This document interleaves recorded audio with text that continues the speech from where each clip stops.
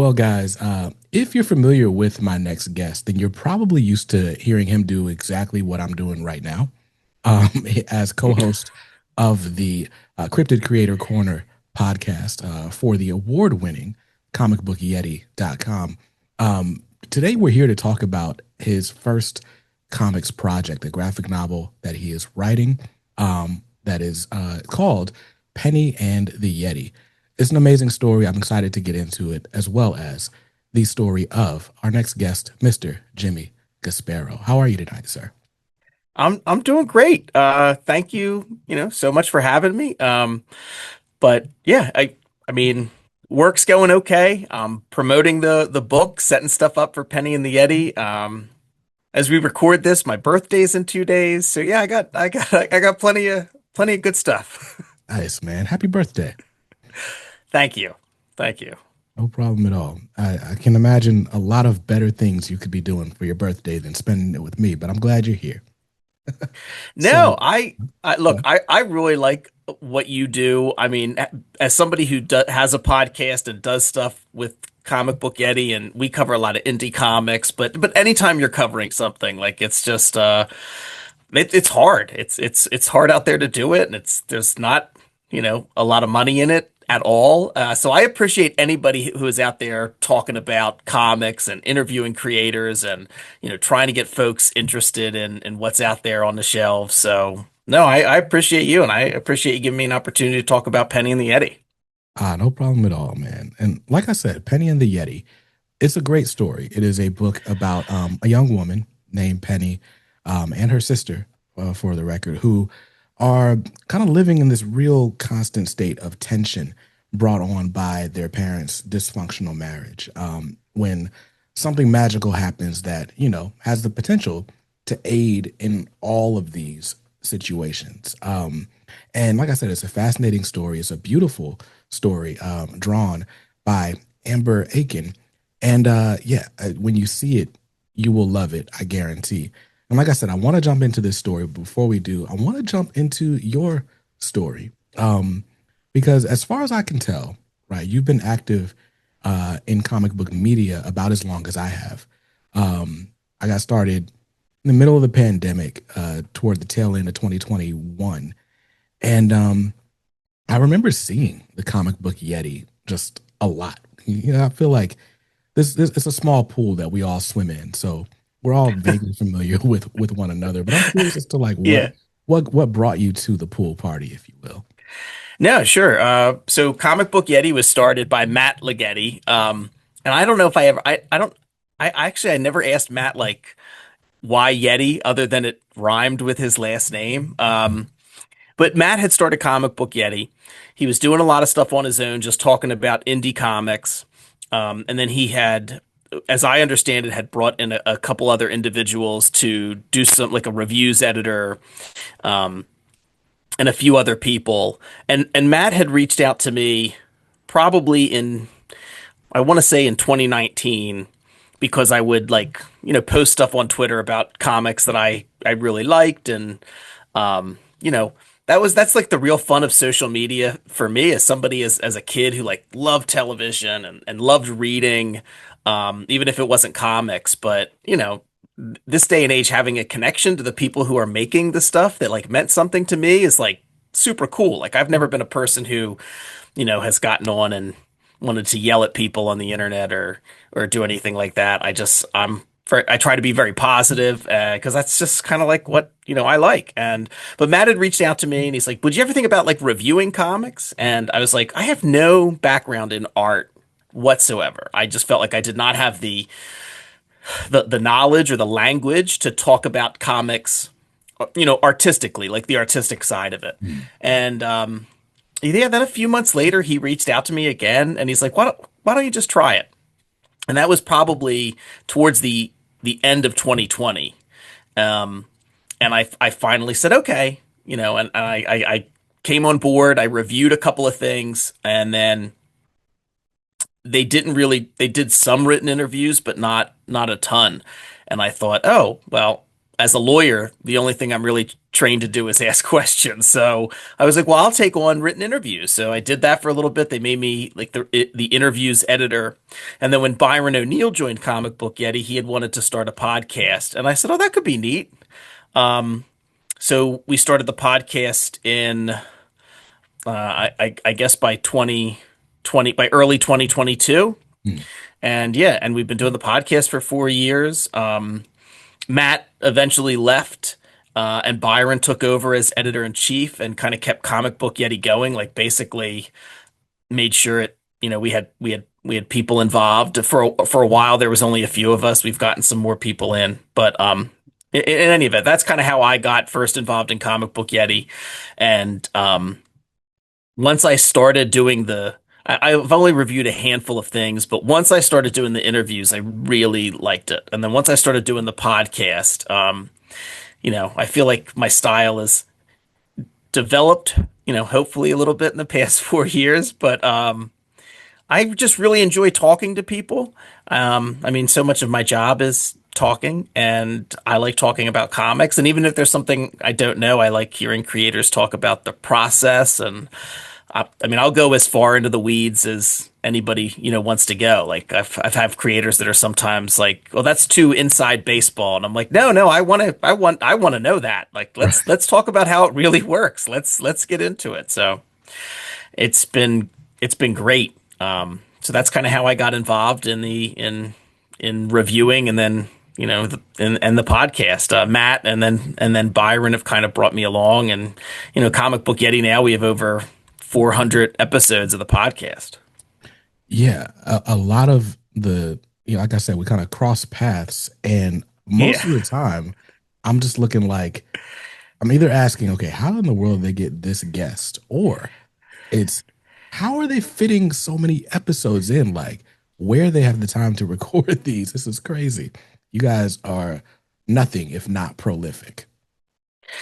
Yeah, that's it's Byron, but it's definitely me. I do have a bit of that type of personality when there's, something that I really like and enjoy. I want to kind of just, dive in and do as much as I can. I also don't, I like to try and fit people on. I tell folks like, look, I don't know. Byron looks at the numbers in terms of how many people listen. I don't. I Hmm. said, I don't know if one person listens or 100 people or whatever it is. Byron says everything's okay, but I I can't make any promises about that. But if people want an opportunity to talk about their book, like I said, I'll talk to anybody. I never want to be somebody that is looking at those type of metrics and saying, no, you can't come on. We need somebody with like a bigger following or a bigger name. Like I understand the economics of it. I understand when folks do that. I just never wanted to do that. I've talked to folk. I've had, like Phil Hester, Ron Mars on. I've also had folks on who it's their very first Kickstarter, their very first project, Yeah. and I just want to give folks an opportunity to talk about being a creator. Yeah, I enjoy the conversational aspect, right? Like I don't necessarily consider myself a creative in the way that my guests are. Like obviously, I guess it takes creativity to run a YouTube channel and make thumbnails and plan content and stuff, but like I don't know, to me, so much of that feels like creativity as a utility as opposed to an art. So it's fascinating having conversations with people who are like real creatives and who think about these artistic problems in such an interesting way. Um, with that, to your point, right? Like, yeah, there's metrics, but it's like I can't be concerned with them. The way I approach it is, I can't guarantee any number of eyeballs or anything like. So if I can't guarantee any of that, then you can at least count on a good conversation. And that's my aim every time, like let's have a talk that's insightful and maybe unlock something for someone who's listening or for you that's having the conversation. Yeah, I 100% agree with you. I feel the exact same way. Although I will disagree. I think you're selling yourself short by using the phrase, real creative. I mean, we're all storytellers. Like whether you're letting somebody else tell their story but you're kind of guiding it, like that's that's the thing about comics. So I think you're selling yourself short a little, but you know. That's fair. That's fair. I'd be a facilitator, I guess. Um, Okay. yeah, I'm comfortable with that word, but um, I'm curious though, because you said because you're a lawyer, you're good at asking questions. Like, how do I you said feel? I didn't say I was good at it. I said I was trained for it.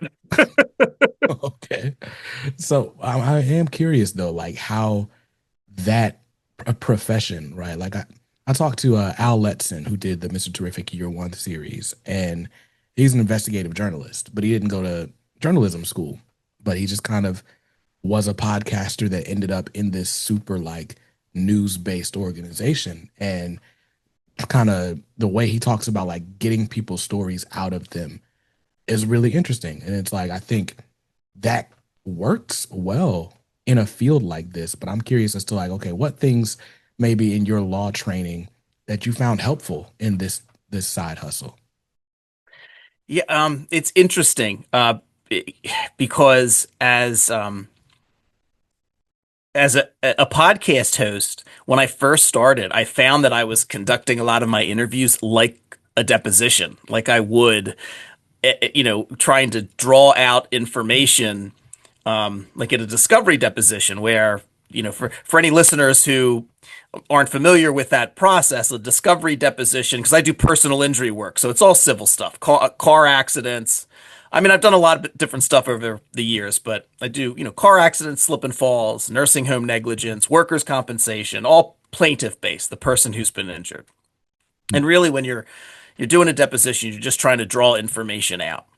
And what makes a successful or at least an effective deposition doesn't always make a very interesting like interview. So I had to like adapt that and remember how to have a conversation and ask questions like, a civilian, like a regular person and not an attorney. But it's interesting because I find myself when I'm writing a story coming back to some of the techniques that I learned when not a discovery deposition, but when you're actually going through a trial and you're trying to get your client to tell the jury their story. And I almost sometimes in my head act like I am the attorney and the character is the client sitting on the witness stand in front of a jury, and I'm trying to draw out of them their story in an interesting way. And I do that kind of as like an exercise to help me write. So I kind of use those skills in different ways depending on what it is I'm doing. But yeah, my first few interviews, like I think going back and listening, I felt were like a little rough because I was doing it like a deposition. I think that's interesting. First of all, I don't have much experience with depositions, right? I remember there was once Lil Wayne's deposition went viral at one point. I don't remember what he was even on trial for or being sued for, but like it got testy with between him and the attorney that was questioning him. And then another was Michael Jackson's deposition. Um, Yeah, yeah, and it's like uh, it's not, I guess for the audience, it's not so much like the hard questioning like A Few Good Men or like an episode of Law and Order, but it yeah, really is like this sort of almost like repetitive nature of questioning. Like it's more like what is that, Menace to Society, where I think it's Wood Harris that's like not Wood Harris, gosh, what's that dude's name? Bill Duke, who was like, so you went to the restaurant at 5 o'clock. And then he comes back to it. It's like, so you went to the restaurant at 7 o'clock. It's like, oh, yeah. that's tough.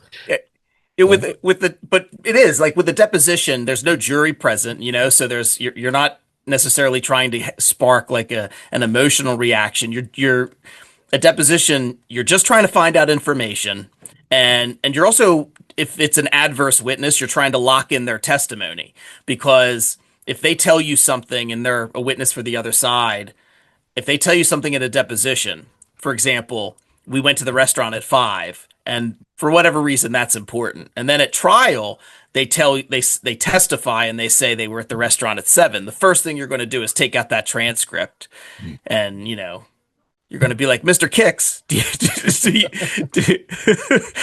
do you remember we had a deposition and I asked you a bunch of questions? Do you remember there was a court reporter there? Do you remember you were under oath? Do you remember you told me that you went to that restaurant at 5 o'clock? You just told this jury now that you went to that restaurant at 7 o'clock. Don't you think you'd have a much better memory of what time you went to that restaurant, months ago when we did the deposition? So not that the listeners were talking, for comics need to hear how, the inside baseball of how depositions work. But yeah, so that's the purpose of it. But I found out I was doing interviews like that. Like, oh, so you wrote this and it's out on this date. Like it was almost like I was putting correct on the end of every sentence. Like I was just asking leading questions. So we had Right. to, hopefully I'm better at that now after 4 years. I can see that having, I can see how that's beneficial for you as a writer, though. Like, um, I once was doing sound for like a traveling, what do you call this? Theater. I have no theater background, but I do have an audio background, and somehow I ended up doing sound for these stage plays and productions. You're not supposed to call them plays. Anyway, uh, the theater director, his name is Michael Green, and something he says to the actors very often is like, if you know who you are, then you'll know how to act. And it's like, it kind of speaks to this core principle that like, you have to know the character, but you also have to know yourself, because it's easy to just kind of say lines, but it's a different thing to sort of embody an experience for an audience, especially when you're acting on stage where you have to really convey the emotions, right? But because of that, you end up as an actor asking all these questions like, okay, well, why does he feel like this? Why did he do this before? What's his background? I'm trying not to be a crazy nerd and talk forever, but even like there's a the interview that Ryan Coogler and Michael B. Jordan did about Sinners for the Proximity podcast, and they're talking about these backstories, these intricate backstories that they came up with for the Smokestack twins. And none of that stuff appears on screen, but it's a part of their story and it informs how they show up on screen. So I think it's cool that you're like, all right, well, I'm asking myself all these questions about these characters. So then the dialogue that I'm placing in their mouths is natural to them. Right. Yeah, I mean, you want it to sound authentic. And that interview with Ryan Coogler and Michael B. Jordan is a perfect example. You know, I did theater in high school and in college and a little bit thereafter, just, college productions and community theater, nothing really beyond that. But, you would see somebody come in who was like maybe their first acting class or their first time, and we would play theater games, but we would also do things to try and like investigate our character. And yeah, you would inevitably have somebody who would say, "Why are we doing this? Like, we have a script to follow. None of this has anything to do with it." And you would say, "Yeah, but like all of those things that aren't on the screen, like they or aren't on the stage, can inform your performance. It can, you're not just reading the words. Like we're not just static people who just say lines at each other. I'm talking with my hands. We do hand motions. We have facial expressions. There's different ways that we different tones that we use, different intonations, different line readings, and all of that can be informed by this backstory. And I think it's the same way with writing. Like I want my characters to sound authentic. And to bring it to Penny and the Yeti, especially with that, because we have this Yeti that walks off a page into this family's home, and Sorry, one we second. I didn't even realize I did that. I think I was trying to mute myself and press the wrong button. yeah, you're fine. All right. So you're doing the theater exercise and so Yeah. to bring it back to Penny and the Yeti. That's the last Yeah, thing. so bring it back to Penny and the Yeti, because we have this Yeti that walks right off the page, and once when Penny and Yeti get together, there's a ton of imagination, a ton of fun stuff.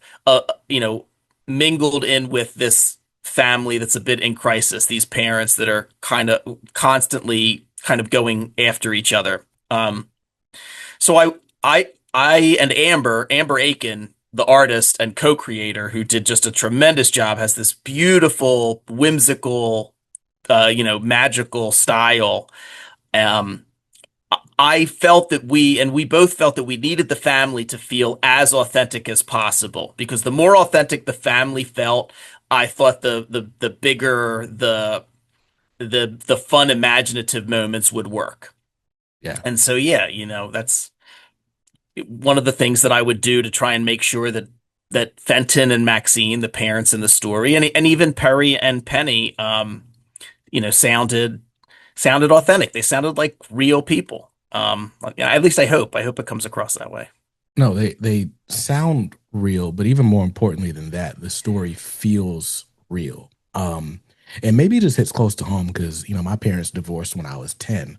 So much of my childhood when I was Penny's age, like, was that dysfunction and like arguments over petty things. And Yeah, it's interesting the stuff that you remember, right? Because like even like, not to dive crazy deep into the story to spoil anything, but like even some of the things the parents, Fenton and Maxine are arguing about, right? Like didn't necessarily exist then because we didn't have smartphones.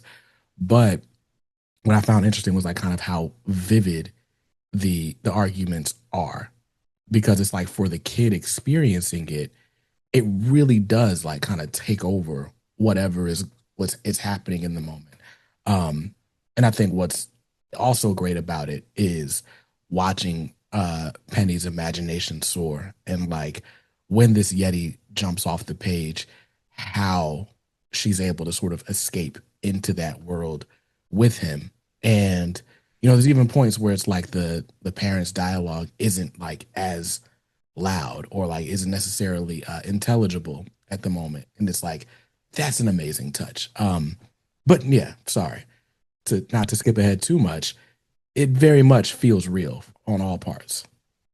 well, thank you. We Amber and I and the entire team at Papercutz, like the two editors we had on it, Stephanie Brooks and Teddy Leo, our letterer Buddy Bodoin, like everybody really worked hard to make this story the best that it could be. We had some things that we didn't want any kid reading it to feel like, if their parents did get divorced or if their parents stayed together, like we didn't want any kid to feel ostracized by the book. We wanted them to see something in terms of what the kids were going through, just maybe a little bit of themselves, or even the friendship between, you know, Penny and Yeti. Even if you have an amazing home life, parents are together, parents never argue, like whatever it is. I think there's a lot too in the relationship between Penny and Yeti. I really think I Amber and I created a friend with Yeti that like we would really like want to have, like the friendship between Penny and Yeti. I think of a few of my friends and I'm just like, yeah, like that's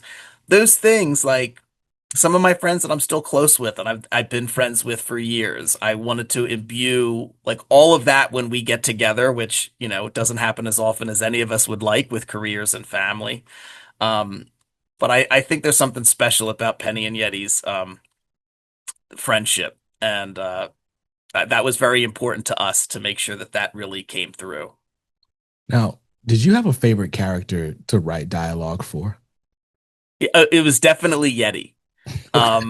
It was definitely Yeti because there were a couple of things that like I obnoxiously thought were very funny that that I wanted to make sure we included. Yeti is a very good friend. Yeti is like down for anything in terms of the fun and the play and the imagination. But Yeti's a big guy.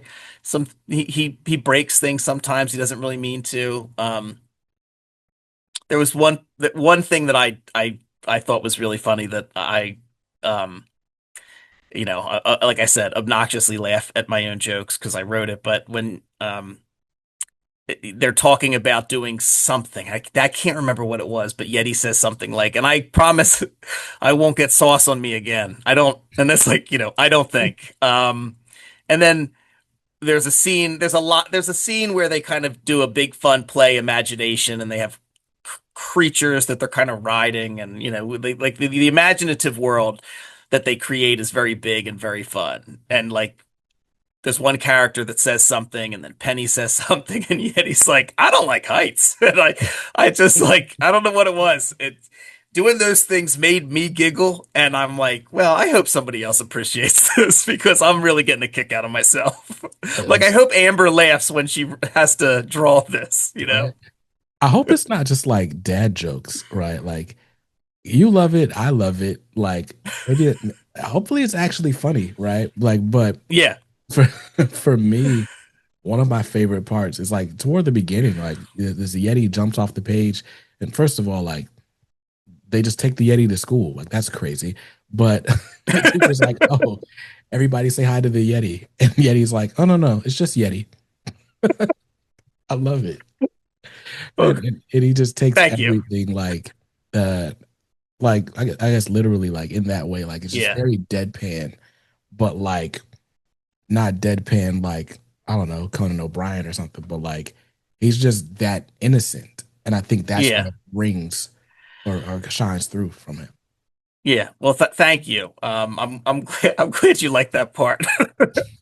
No problem. Um, yeah, I really loved writing like the moments when they were like having fun. And then there's a couple of scenes where they kind of plot and plan because, just to talk a little bit about the story, Penny thinks that Yeti is there to help her get her parents to stop arguing, which, Hmm, you know, um, don't worry for anyone listening. That's not really what the story like is about. Like we're not trying to say it's the kid's responsibility to fix the parents' relationship. That's not what it's about, but that's just what Penny thinks as a kid.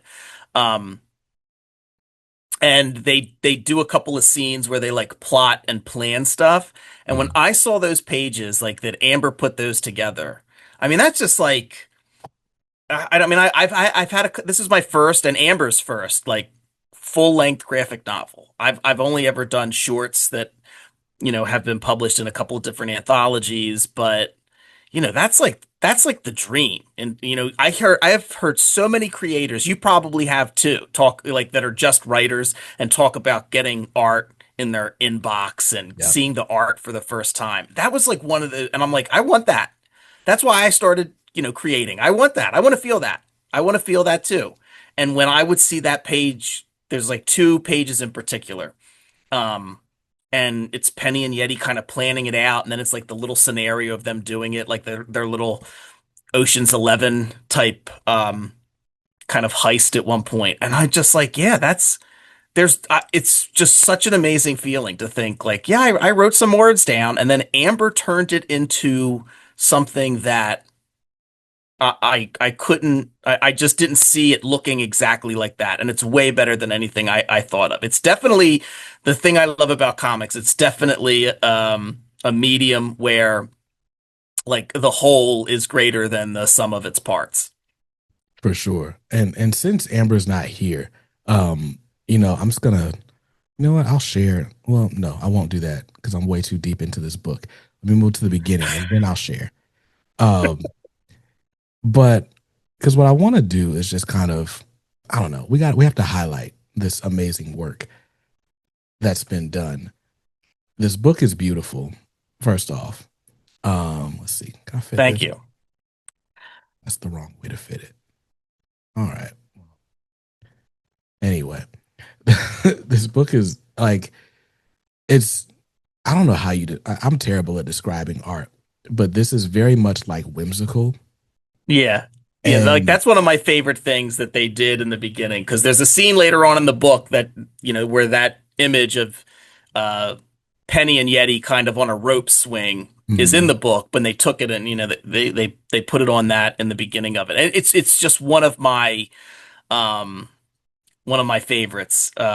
Just that image of them on that rope swing. And yeah, I mean Amber just did I mean an amazing job. Her sister helped her by flatting it, and mhm. then but Amber did all the art, did the colors, and yeah, I mean her. her facial expressions, the stuff she focuses on. She did a lot of things to make sure it's clear that we're really kind of seeing the family and seeing everything like from Penny's perspective. This is kind of how a kid sees what's going on. Yeah, I just think she did like, a fantastic job. And yes, as we go through it here and we see right away this the story starts with we see Penny and we see the parents and they are arguing kind of right off the bat and we see Penny's response to it.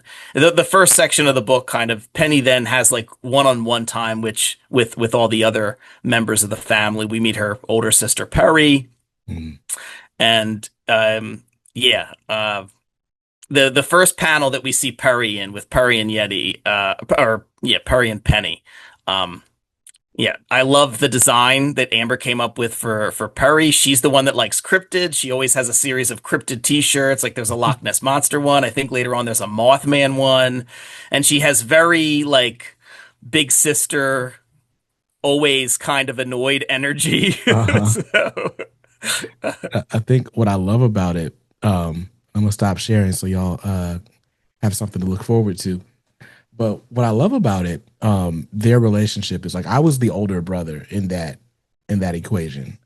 yeah, And while I don't remember being as like disaffected by my parents arguing as Perry it seems to be, I certainly remember being very much annoyed with my younger brother, right?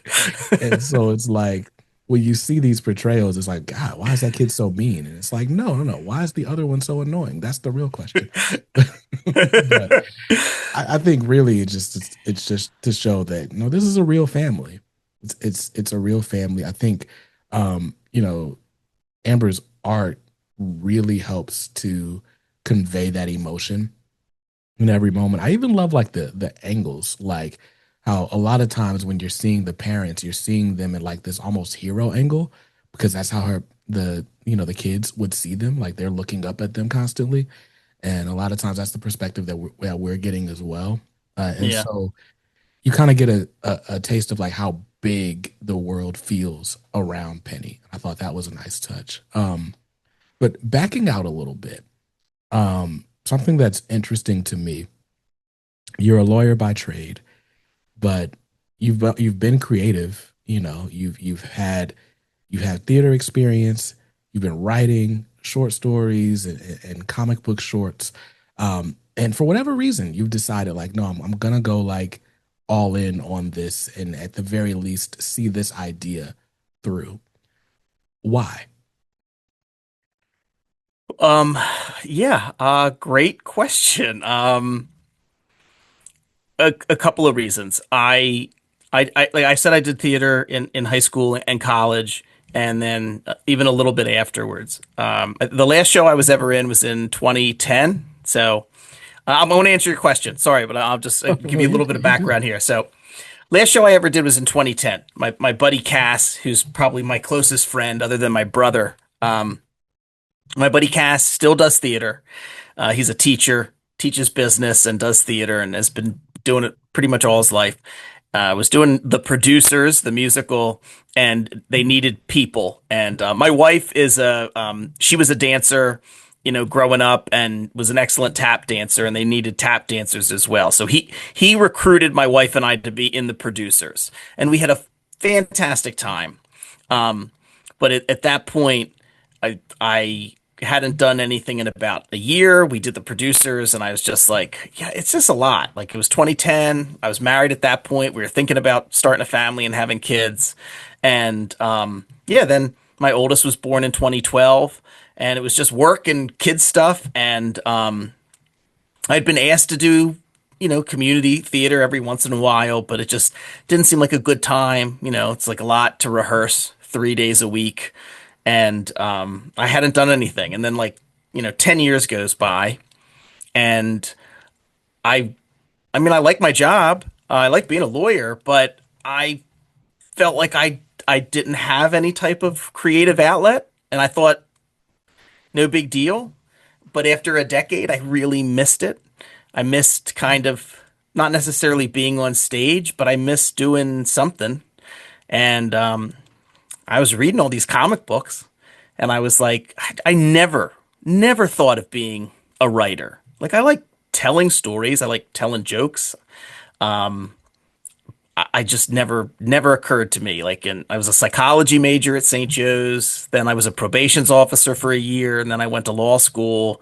Never occurred to me to, and I'm not a particularly good legal writer. I'm much better, like, I'm fast on my feet. I'm much better in a courtroom. Um, yeah, I never thought about being a writer. But I was reading all these comic books and I loved them. And I I just felt like, well, why not? Like, I don't want to go back on stage.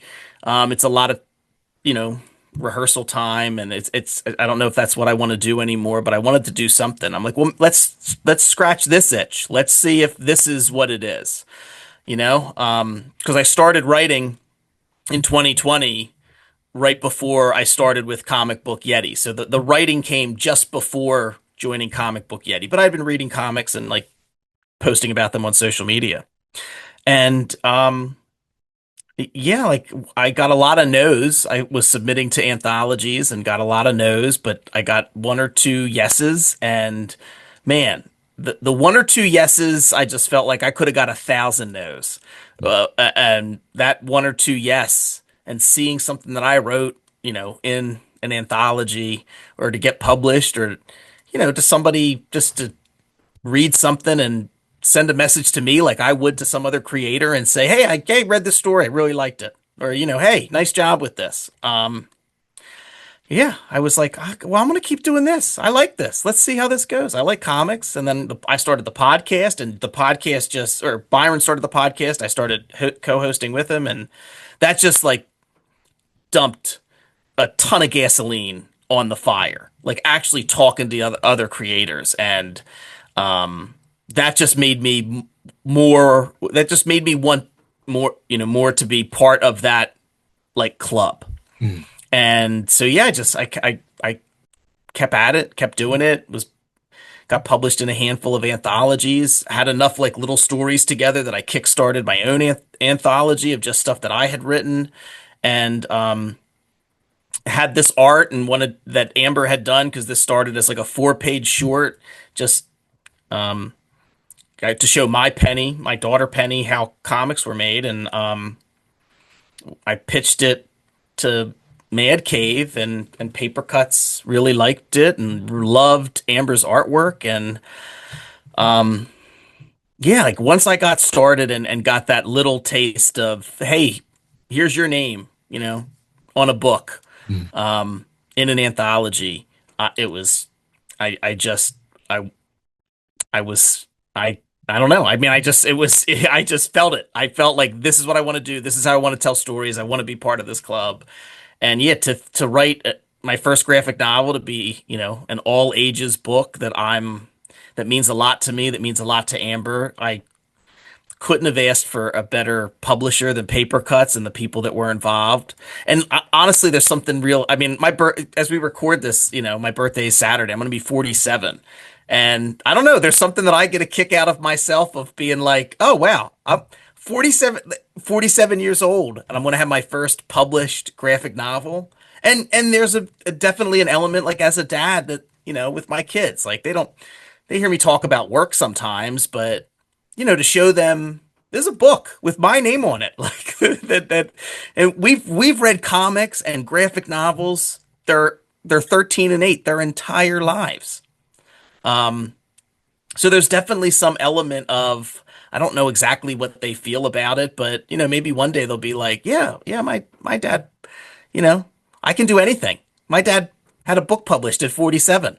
So, you know, we're going to do whatever it is we want. That's what I hope they get out of this, that they just got to try, you know? For So in sure. any event, hopefully that made some semblance of sense. No, it makes all the sense in the world, right? You got me by about 12 years. Um, but I very much feel that. Like, I got a 9 to 5. It pays well. You know, we're blessed. We're good. Um, I do this comic book stuff not because it makes me money. Most months, I might break even. Some months I might be a little bit under, but I'm like, hey, I can pay for comics and talk to comic creators.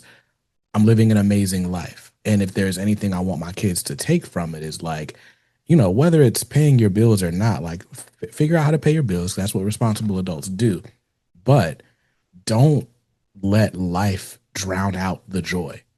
Like Yeah. find that thing that like makes you happy and learn how to keep it around. It's just a better experience that way.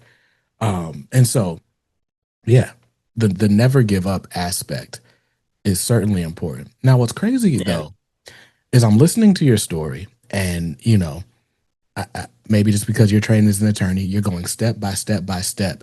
Yet somehow, the I pitched it to Mad Cave, and now this is a book part just kind of feels like a magic wand. Like how did that go for you? How scary was that? And then to go from, okay, we got 4 pages to we greenlit a whole graphic novel. How in the world do I make this 136 pages? Like, how does that work for you? Yeah. It um it's a bit of a magic wand, and then my fairy godmother left and was like, "I look, I'm none of that bippity boppity boo stuff, all right? I did this. You're on your own for the rest of it." I mean, I wasn't really on my own. I had Amber was in it with me. Yeah, so uh, I'm terrible at making time to write unless I have a deadline. I'm great if I have a deadline. I'm like Bruce Willis in Armageddon. Like I've never missed a mark, sir. Like, um, but I'm terrible if I don't have a deadline. I really have to like really make an effort to carve out time. And so I had, you know, uh, had, like I said, had some things published and wasn't sure like what was next. I mean, I have like a notes app on my phone filled with ideas and a notebook with a bunch of stuff. And I just wasn't sure, like, well, what was the next thing? Like, am I going to try and write a first issue and get an artist and kickstart it? Am I going to put something together and pitch to like publishers? I hadn't really done that. So I said, you know what? I'm going to force myself to, um, to pitch a story. I'm gonna do that. I'm gonna put a packet together with a synopsis and some artwork and like everyone that I've talked to and things that I've seen online, like they tell you to do.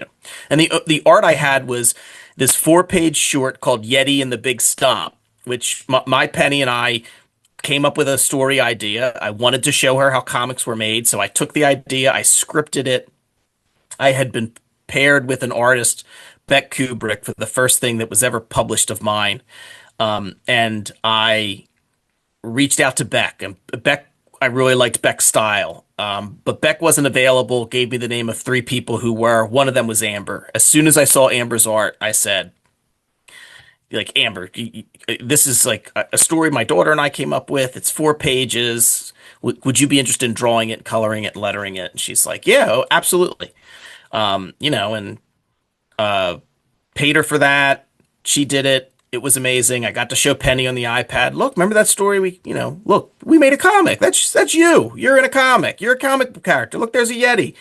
Because she said the story should have a Yeti because she knows of Comic Book Yeti. This was 4 years ago. This was it was like May or June of 2022. And so fast forward 2 years later to early 2024. And I was like, all right, well, what could I do? Like, am I going to put one of these ideas that I have? Am I going to script some of it and get an artist? And I said, oh, I have Yeti and the Big Stomp. Could I maybe turn that into something? Like, what type of story could I build around this 4 page short of this girl and a Yeti going to a diner? And I came up with the outline. I sent it to Amber and I said, hey, I'm thinking about pitching this to Mad Cave. They have Maverick, they have Papercutz. Here's the outline. I have no idea what's going to happen. Like maybe nothing, but I just want to make sure like you're okay. If for some reason they say yes, like you would want to do this. And she's like, oh, sure, yeah. So I had just done an outline and we had Amber's art from the short. I pitched it to them. I didn't hear anything for a little while. And then, yeah, one of the editors got back to me and they're like, hey, we really like it. We'd like to talk to you. And I mean, when I tell you all along, I was like, it's probably nothing.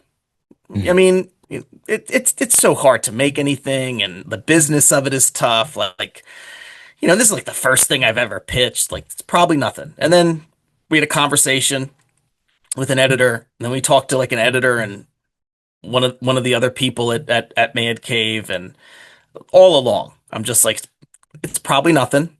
You know, I think I did that. It's probably nothing until Amber and I signed the contract, and I still remember I was upstairs and I came downstairs. My wife was on the couch, and she saw the look on my face, and she said, "What's wrong?"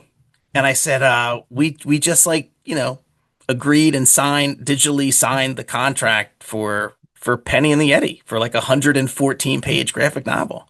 She's like, "That's great. What's wrong?" And I'm like, "I have to write a 114-page graphic novel.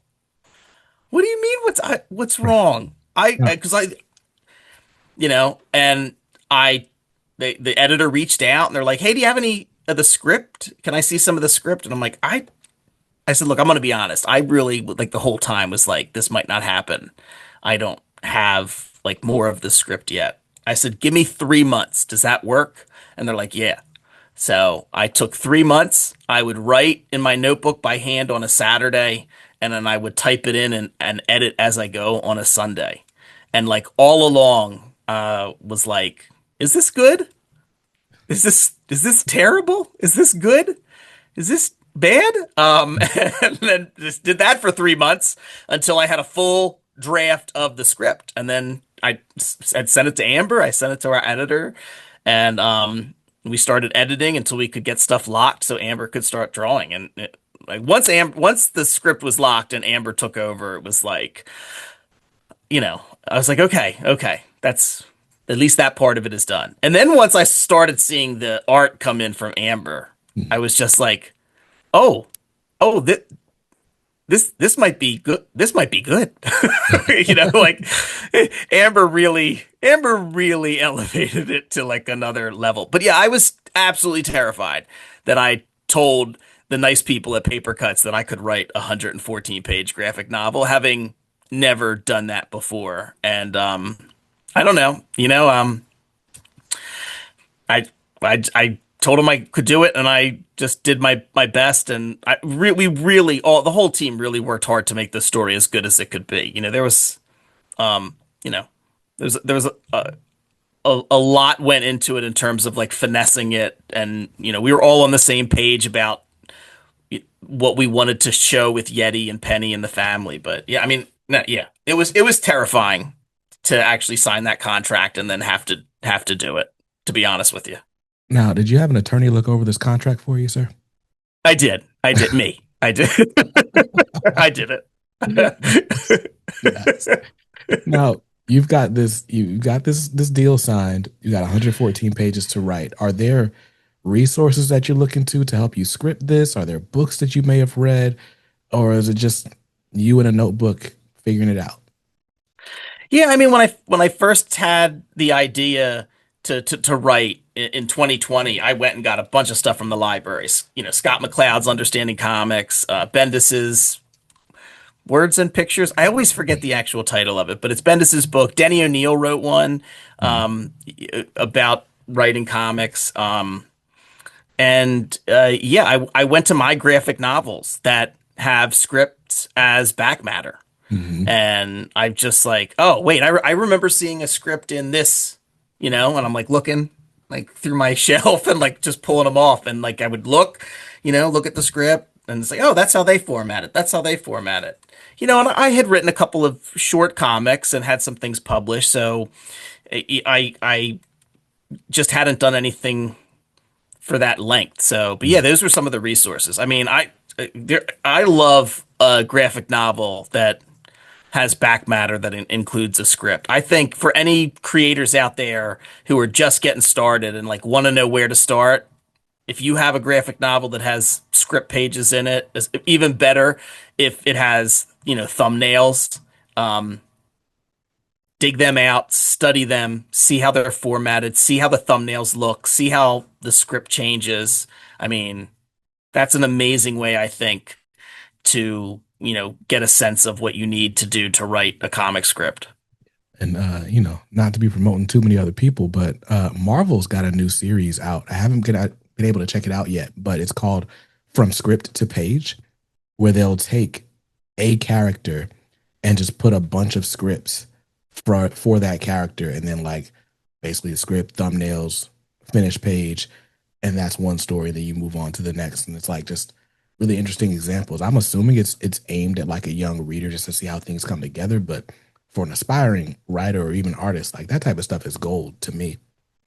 I no, I yeah, I agree. Absolutely. Just to get us, I get really worried, or at least I was early on, that coming at this as a lawyer and just having done legal writing for the past, I don't know, 20 years, um, or at least 15 at that point.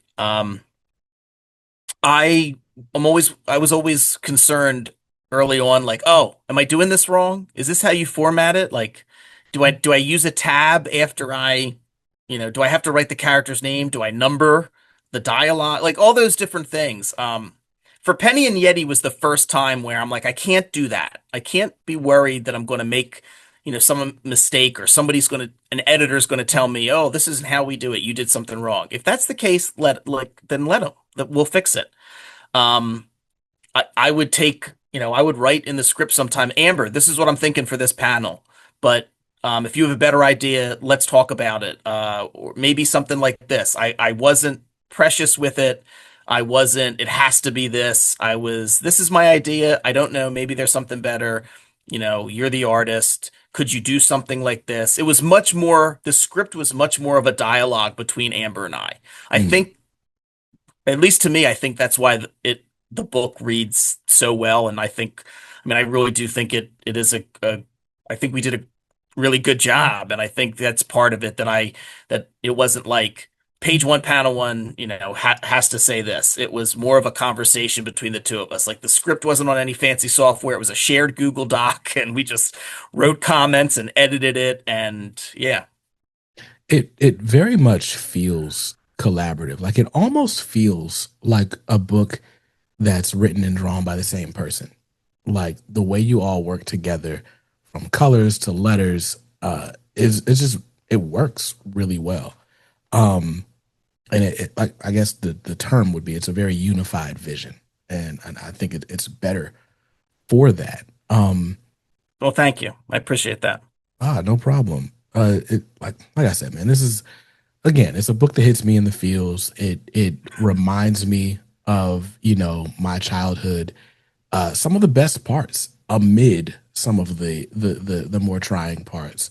I guess that's the question I didn't ask. Probably should have asked toward the beginning, but this story, it feels very personal. It almost feels in a way like a universal story, just about how kids deal with adult situations, or like even a sort of loss of innocence. In this book, it's not so much a loss of innocence as it is like a fight to build a fort around the innocence.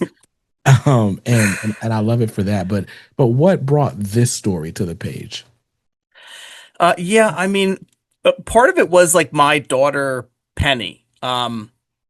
Just like a particular time, with my wife and I, and like a particular argument about absolutely nothing. And I just remember the look on Penny's face, and coming to the realization, like, oh, like we think we're just arguing, the Mm, two of us. And that's not what Penny sees, you know?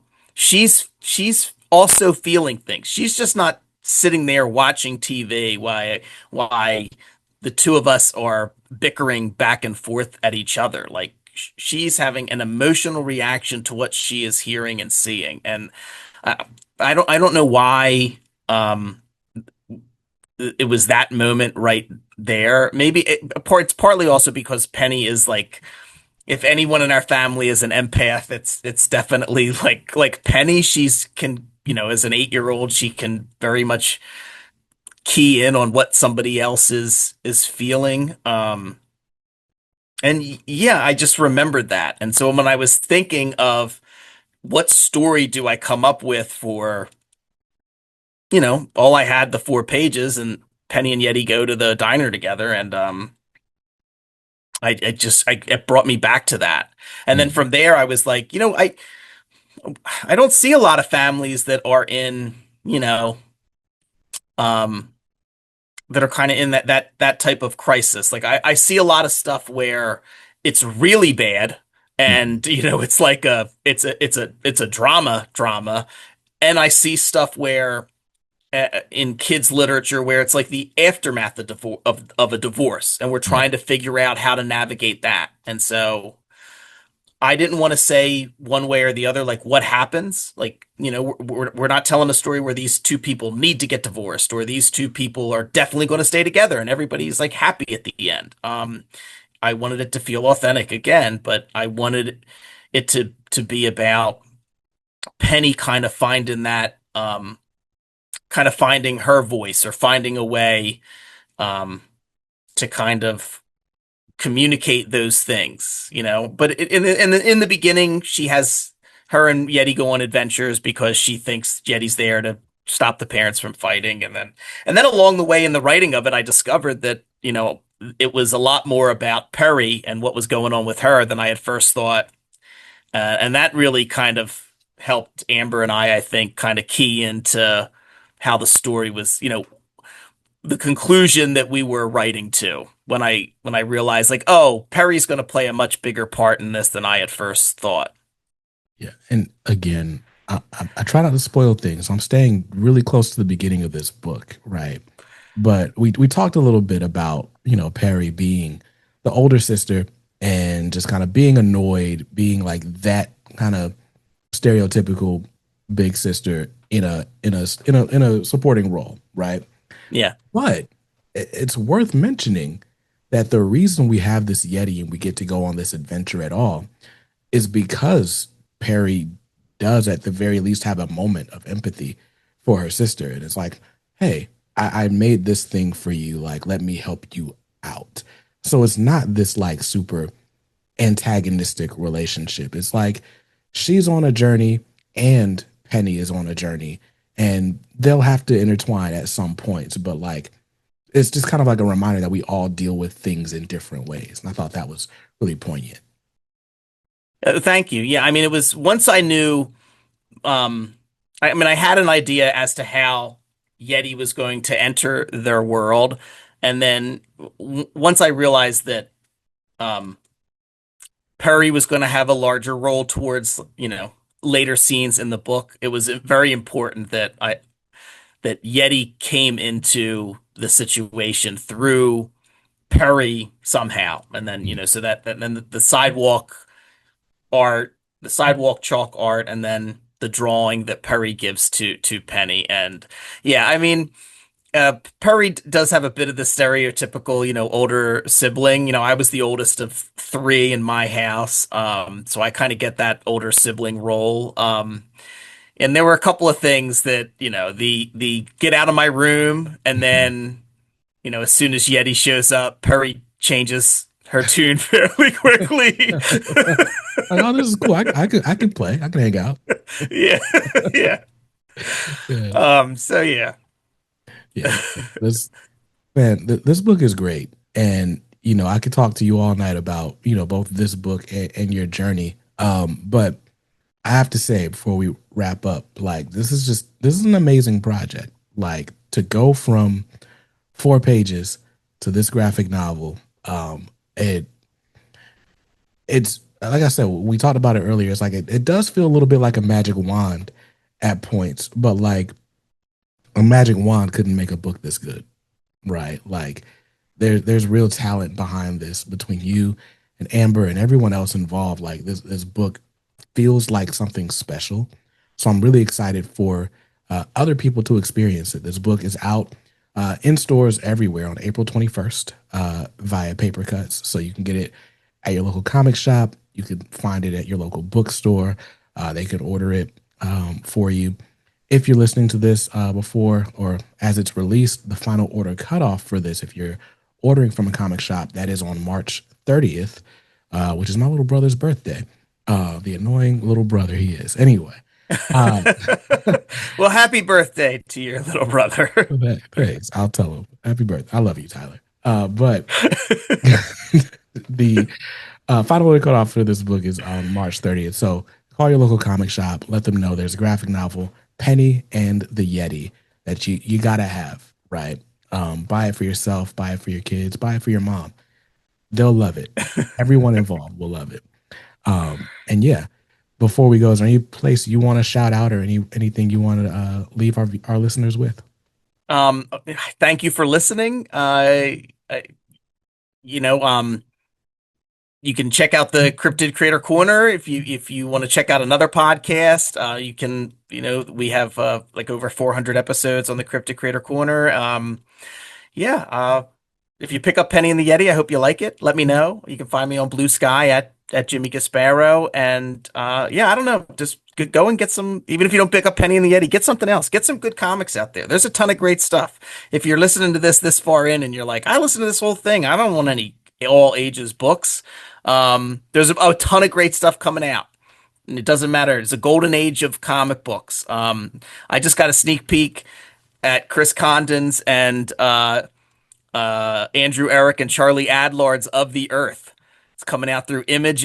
It's like echo horror. They describe it as what? No, they describe it as like what was it? Blood Simple meets Tremors. I don't. It's just really good. It's so there's plenty of great stuff coming out. That's what I'll leave your listeners with. Amazing. Amazing. So yeah, there's a lot of good stuff coming out. Follow Cryptid Creator Corner podcast. Go to comicbookyeti.com because there's a lot of really interesting stuff going on that site. The stuff that stuff that I get jealous of. Like when you have a team, when you have more than one person working towards a vision, like there's so much more that you can achieve. And it's really good. Like the work shows. But yeah, so check that out. It's got the seal of approval if my stamp counts for anything, as does this book. So again, Penny and the Yeti in shops April 21st. Go ahead and pre-order that through your local comic shop. And huge shout out to the team at Mad Cave Studios and Papercutz for bringing this to us. And with that, I will see you guys in another episode soon. You can make sure you follow us on YouTube because these interviews are mostly coming out there. So youtube.com/at Comics Are Dope podcast. And we'll see you in another one soon. Until then, stay safe, stay awesome, and read something dope today. Peace.